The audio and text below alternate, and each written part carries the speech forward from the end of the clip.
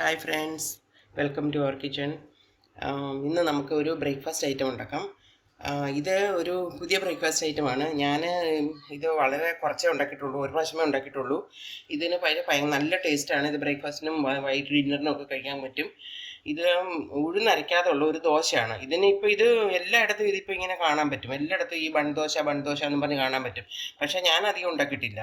ഇത് നമ്മൾക്ക് ഉഴുന്ന് വേണ്ട. പച്ചരി ഇപ്പോൾ ഒരു 2 ഗ്ലാസ് പച്ചരി ഞാൻ എടുത്തിട്ടുണ്ട്. അത് 3-4 മണിക്കൂർ കുതിർത്തു. അതിനകത്ത് നമ്മുടെ ചെറിയ ടീസ്പൂണിന് 1 സ്പൂണ് ഉലുവ ഇട്ടിട്ടുണ്ട്. അത് ഈ അരിയുടെ കൂടെ തന്നെ അങ്ങ് വെള്ളത്തിൽ ഇട്ടിട്ടുണ്ട്.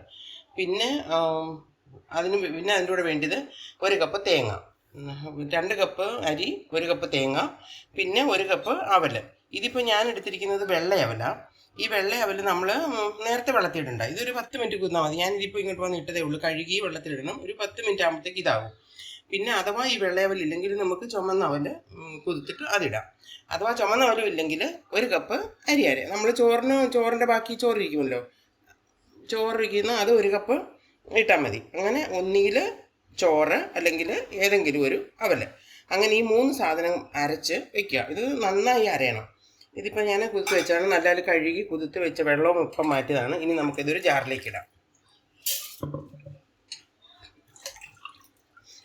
ഇതിനകത്ത് ഉഴുന്നാട്ട്, ഈസ്റ്റാട്ട് ഒന്നും ഇടുന്നില്ല. അപ്പോൾ ഇത് അപ്പമാണെന്നും പറയാൻ പറ്റത്തില്ല, ദോശയാണെന്നും പറയാൻ പറ്റത്തില്ല. പക്ഷേ നല്ല ടേസ്റ്റാണ്. ഇത് ഉണ്ടാക്കിയിട്ട് ഇതിപ്പോൾ ഒത്തിരി എവിടെ നോക്കിയാലും ഇപ്പോൾ ഇങ്ങനെ മണ്ണപ്പം എന്ന് കാണാം. ഇത് ഉണ്ടാക്കിയിട്ടില്ലാത്തവർക്ക് ഉണ്ടാക്കാൻ പറ്റുന്ന ഒരു റെസിപ്പിയാണ്. അഥവാ ഇത് കണ്ടിട്ടില്ലാത്തവർക്ക് വേണ്ടി ഇത് വീഡിയോ ചെയ്യുന്നു. ഇഷ്ടപ്പെട്ടാൽ എല്ലാവരും ഉണ്ടാക്കി നോക്കണം, തീർച്ചയായും ഇഷ്ടപ്പെടും. ഇനി ഞാനിത് 3 കൂടെ അരച്ചിട്ട് വരാം. തേങ്ങ 1 കപ്പ്, പിന്നെ അവൽ 3 കൂടെ അരച്ചിട്ട് വരാം. ഇത് അരച്ച് നല്ലപോലെ അരയണം. ഇത് നല്ല മഷി പോലെ അരയണം. അധികം വെള്ളം ചേർക്കാനും പാടില്ല. ഇതിപ്പോൾ ഞാൻ പകുതി അരച്ച്, ഇനി പകുതി കൂടെ അരയ്ക്കാനുണ്ട്. അതുകൂടെ അരച്ചിട്ട് നന്നായിട്ട് മിക്സ് ചെയ്യണം. ബാക്കിയും കൂടെ അരച്ചുകൊണ്ട് വന്നിട്ടുണ്ട്. ഇത് നന്നായിട്ട് അരഞ്ഞിട്ടുണ്ട്, നല്ല പാകത്തിന് അരഞ്ഞിട്ടുണ്ട്. ഇത് നല്ലപോലെ മിക്സ് ചെയ്യണം. ഒന്നുകിൽ കൈ കൊണ്ട് നല്ലപോലെ മിക്സ് ചെയ്യണം, അല്ലെങ്കിൽ സ്പൂണും കൊണ്ട് നന്നായിട്ട് മിക്സ് ചെയ്തിട്ട് ഇതിനകത്ത് ഈസ്റ്റും ഉഴുന്നും ഒന്നും ഇല്ലാത്ത കാരണം പൊളിക്കാനോ അല്ലെങ്കിൽ പൊളിക്കണ്ട, പൊങ്ങാനോ താമസം എടുക്കും. അതുകൊണ്ട് ഇച്ചിരി നേരത്തെ അരച്ച് വെക്കണം. നമ്മളിപ്പോൾ നാളെ രാവിലത്തേക്ക് വൈകിട്ട് അരച്ച് വെക്കുക. ഇത് രാത്രി മുഴുവൻ ഇരുന്നിട്ട് രാവിലെ എടുത്താൽ മതി. ഇപ്പോൾ ഒരു 10-12 മണിക്കൂറെങ്കിലും ഏതായാലും ഇരിക്കണം, എന്നാലേ അത് ശരിക്കാവുള്ളൂ. നല്ലപോലെ പൊങ്ങി വരണം. ഇതിപ്പോൾ നല്ലപോലെ മിക്സായി. ഞാനൊരു നല്ലപോലെ ഒരു 5 മിനിറ്റ് കൂടുതൽ മിക്സ് ചെയ്തു. ഇനി നമുക്കിതിനെ അടച്ച് വയ്ക്കാം. എന്നിട്ട് നാളെ രാവിലെ നോക്കാം. നമ്മൾ ഇന്നലെ അരച്ച് വെച്ച മാവ് നോക്കാം. മാവ് നന്നായിട്ടായിട്ടുണ്ട്. ഇതിലേക്ക് ആവശ്യത്തിന് ഉപ്പ് ചേർക്കാം.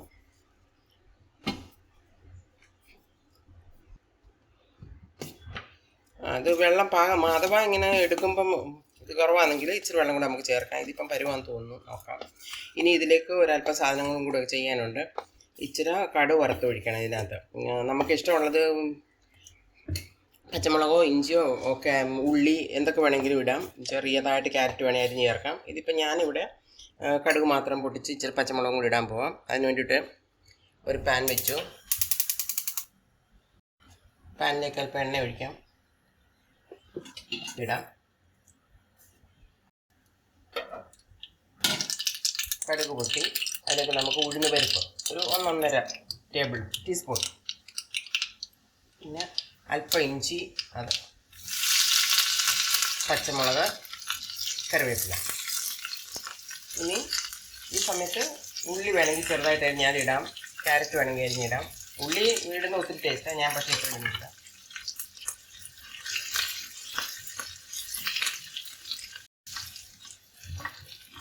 ആയിട്ടുണ്ട്. നമുക്കിനി അത് ഒരല്പം ആവി ഒന്ന് പോകുമ്പോൾ നമ്മുടെ മാവിലേക്ക് ഒഴിക്കാം.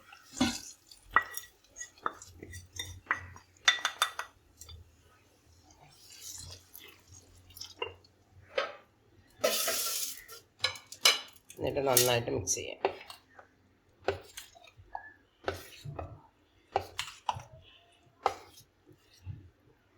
ഇതിന് വലിയ പുളിയൊന്നുമില്ല. അതുകൊണ്ട് നമ്മൾ ടൊമാറ്റോ ചട്നി എന്തെങ്കിലും കൂടെ ഉണ്ടാക്കി കഴിക്കണം. തേങ്ങാ ചമ്മന്തി ആയാലും കുഴപ്പമില്ല, ടൊമാറ്റോ ചമ്മന്തി ആയതിന് നല്ല കോമ്പിനേഷൻ. ഈസ്റ്റും ഉഴുന്നും ഒന്നുമില്ല, സോഡ ഒന്നുമില്ല. അരിയും പോഹയും അരിയും അവലും തേങ്ങയും മാത്രമേ അരച്ചിട്ടുള്ളൂ. ഇനി നമുക്ക് ഉപ്പുണ്ടോ എന്ന് നോക്കാം. ഉപ്പ് പരുവാം.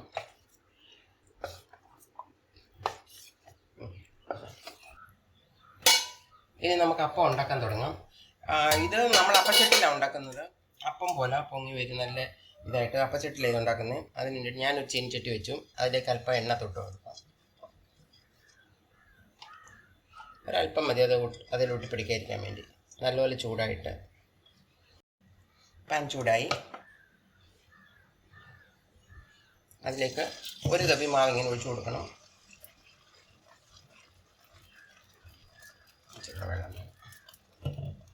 ഇത് ചെറിയ തവി, അതുകൊണ്ട് ഞാൻ ഒരല്പം കൂടെ ഒഴിച്ചു. ഇനി അത് നിരത്തൊന്നും വേണ്ട, അങ്ങനെ തന്നെ വെച്ചിട്ട് അടച്ചു വയ്ക്കാം. അപ്പം നമുക്ക് തുറന്ന് നോക്കാം. ഒരു സൈഡായിട്ടുണ്ട്, നല്ലതായിട്ട് പൊങ്ങി ഇങ്ങനെ വന്നിട്ടുണ്ട്. ഇതിങ്ങനെ പൊങ്ങി ഇങ്ങനെ ബൺ പോലെ വരും. അതാ ഇതിൻ്റെ ബൺദോശ എന്ന പേര്.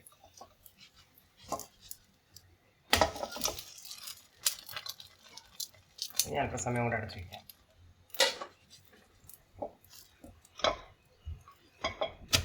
അപ്പം അതിൻ്റെ രണ്ട് സൈഡും ആയിട്ടുണ്ട്. ഇനി നമുക്ക് എടുക്കാം. നല്ല സോഫ്റ്റാണ്, നല്ല സൂപ്പർ സോഫ്റ്റാണ്. ഇതിന് കൂട്ടാൻ വേണ്ടി നമുക്ക് ടൊമാറ്റോ ചട്നിയാണ്. ഞാൻ ടൊമാറ്റോ ചട്നി നേരത്തെ ഇട്ടിട്ടുണ്ട്. എൻ്റെ ഫസ്റ്റ് വീഡിയോ ടൊമാറ്റോ ചട്നിയാണ്. പക്ഷേ എന്നാലും ഇപ്പോൾ ഇതിന് വേണ്ടി എടുക്കുന്ന കാരണം ഒന്ന് ഇടുന്നതേ ഉള്ളൂ. എണ്ണ ചൂടായി. ഈ പത്തൽമുളക് ഇടാം.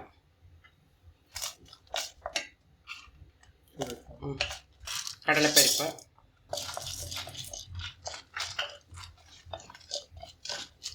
കടലപ്പരിപ്പ് ഒന്ന് ഒരു ശകലം ആകുന്നുണ്ടെങ്കിൽ പിന്നെ നമ്മൾ അതിനകത്ത് കൂടുതൽ പരിപ്പിടണം. പിന്നെ തക്കാളിയും ഇട്ട് അരച്ച് നമ്മൾ നേരത്തെ ഇത് വീഡിയോ ചെയ്തിട്ടുള്ളതാണ്.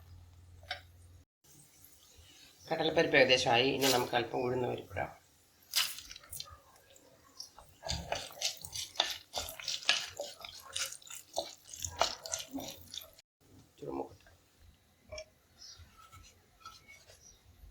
സെക്കൻഡ് ദോശയും നല്ലതായിട്ടായി.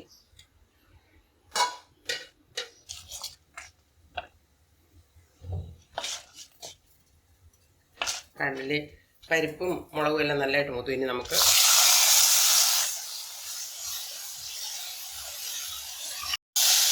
തക്കാളി ഒത്തിരി ഇട്ടങ്ങ് ഇളക്കൊന്നും വേണ്ട. ഇതൊന്ന് വാടി വരുമ്പോൾ നമുക്ക് എടുത്ത് അരച്ചിട്ട് ചമ്മന്തി അരച്ചുകൊണ്ട് വരാം. നല്ല അടിപൊളി ബൺദോശയും ടൊമാറ്റോ ചട്നിയും റെഡി ആയിട്ടുണ്ട്.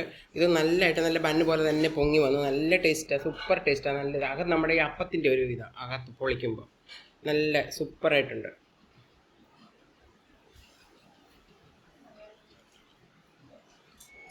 ഇത് തീർച്ചയായും ഉണ്ടാക്കി നോക്കണം, ഒത്തിരി നല്ലതാണ്.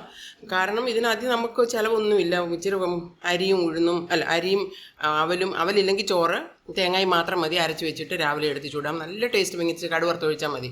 ഇത് തീർച്ചയായും എല്ലാവരും ഉണ്ടാക്കി നോക്കണം. ഇഷ്ടപ്പെട്ടാൽ ലൈക്ക് ചെയ്യണം, കമൻറ്റ് ചെയ്യണം, എല്ലാവർക്കും ഷെയർ ചെയ്യാനും മറക്കരുത്.